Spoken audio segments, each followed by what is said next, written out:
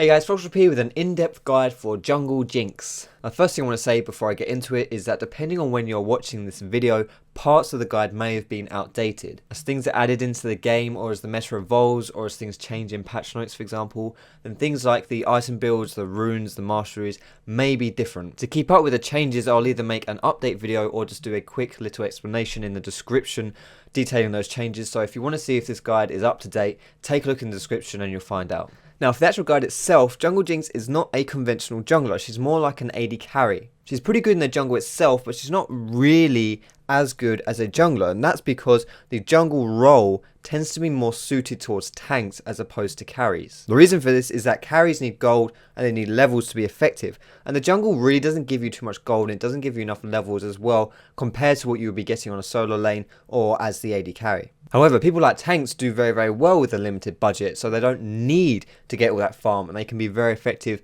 just by what they get in the jungle itself. But that doesn't mean that you should be afraid to pick Jungle Jinx. So some upside to picking her would be that she's pretty good at ganking with her W and with her E. She's quite fun to play, especially the way her ult works, and she clears fairly quickly. She's got pretty high damage. She's very good at chasing people, and her kit is very strong for small skirmishes. However, some downsides to picking Jinx in the jungle is that she has no sustain. She's not really that good at dueling other junglers. She can be fairly mana hungry, especially if you're doing quite a lot of ganks, and she does need to snowball and farm heavily because after all she is a carry, and like I was saying earlier, there's a role mismatch between having a carry in the jungle. It doesn't work too favorably for Jinx.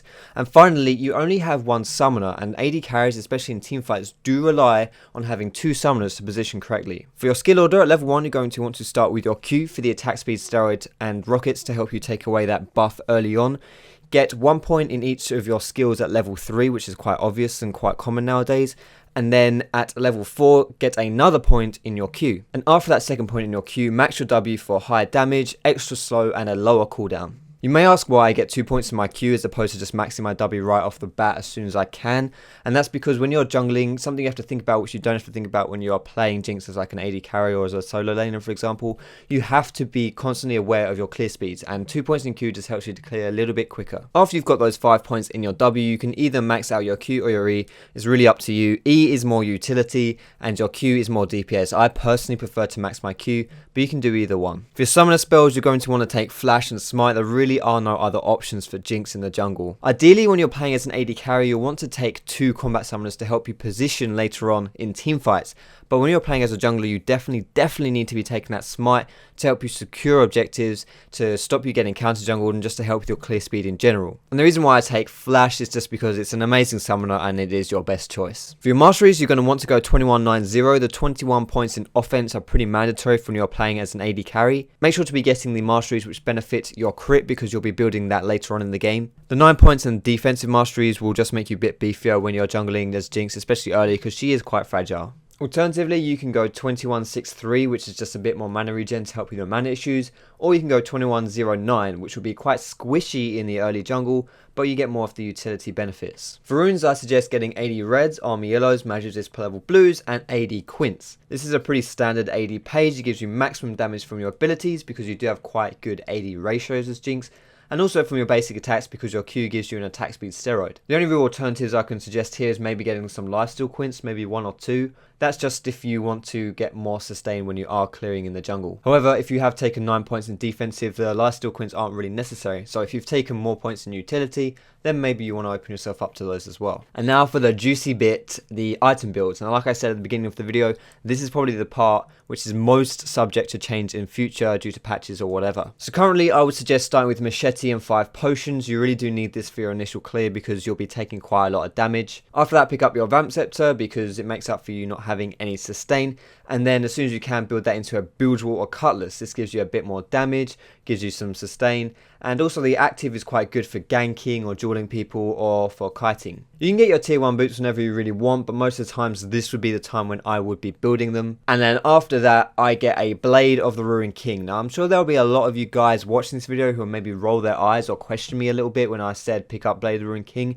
And in my opinion, Bloodthirster is really a better item for Jinx as a standard AD carry. The reason for this is because Jinx has very high AD ratios. Her W has 140% and her ulti has up to 100%, and she also has an attack speed steroid on her Q, which means you get more benefit from your basic attacks. But the reason why I prefer Blader and King on Jungle Jinx is for several reasons. Firstly, attack speed helps you clear faster, and the active really helps with your ganks, with your dueling, your skirmishes, or whatever. But a really big reason why I prefer Blade over Bloodthirster is because Blader and King builds from very small items, which really does accommodate the fact that junglers work off of a limited budget. If you're going to buy a Bloodthirster, then you have to save up for a BF sword, which can really leave you itemless for a long period of the early game. Around this point is when I'd be getting my tier 2 boots as well, and I'd always be getting Berserker Greaves here. And then after that, it really just comes down to a standard AD carry build. I like to get an Infinity Edge next for the huge damages and for the crit chance, which will work off the Masteries you've chosen, and also the fact that your rockets on your Q can crit. Next up is the Last Whisper. There's really no explanation needed here. It gives you a lot of damage, especially with that armor pen. And then after that, I like to get a defensive item. There are several options for you to choose here, and you can choose one of the following. Most of the time, I would buy a GA. It's a pretty good all-round defensive item. However, you can also be getting a Sash if there's a lot of hard CC, especially suppressions. A Banshees is very good versus people who have a strong initiate that can't be sashed. For example, Vi's ultimate or Malphite's ultimate. Frozen Mallet is also not too bad if you want a lot of health and the ability to kite people around. And finally, Randuin's is pretty good versus heavy AD teams or people who have a lot of attack speed. For your final item, you can either get a Phantom Dancer or a Bloodthirster just to round off your build. There aren't really too many alternative items to be getting on Jinx because an AD carry's item choices are really quite limited, but anything that would make an AD carry strong, you could be picking up on Jungle Jinx. For jungling routes, currently the most effective route is to start at the buff closest to your bottom lane, get a Smiteless leash off of that. The reason why you want to start with the one nearest to your bottom is because that's where you're most likely to get the most amount of help for that Smiteless. Then go and move up to your second buff and take that away with your Smite.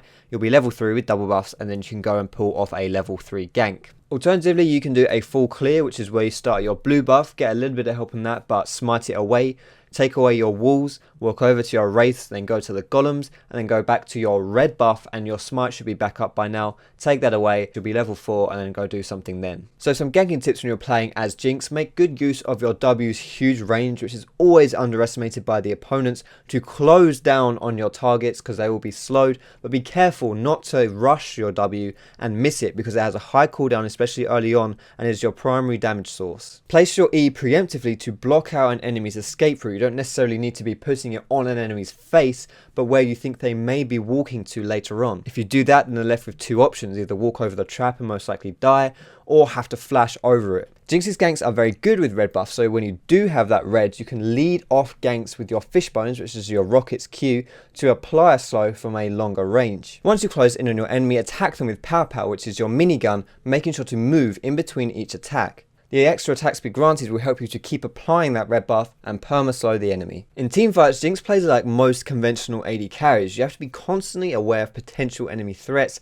and have to position yourself accordingly, because failure to do so will often result in death, as you are very fragile. You can make use of your passive to get involved in some otherwise extremely risky situations by making sure you get the kill and quickly jumping out again. There are several different ways that you can be using your traps in teamfights. You can either use them wildly in the middle of the fight to snare as many targets as possible at random, or use them more tactically to protect allies, zone enemies, or hold choke points. Use fishbones to damage clustered enemies or fight from safe range, and use power power to kite or take on individual foes. Always look to try and apply your W onto vulnerable targets in teamfights, as they will take huge damage and often be collapsed on by your team due to the slow. However, because your W can be blocked by other enemies, it's not always possible to hit the vulnerable targets. In those instances, or if you're being chased, then using your W on the pursuers or the tanks is not a bad idea. So that does it for my Jinx guide. I hope you enjoyed it, guys. Jinx can be very effective from the jungle if you know how to play her properly, but more importantly, she is really fun to play. If you like this video, feel free to give it a thumbs up, and you can also subscribe to me for other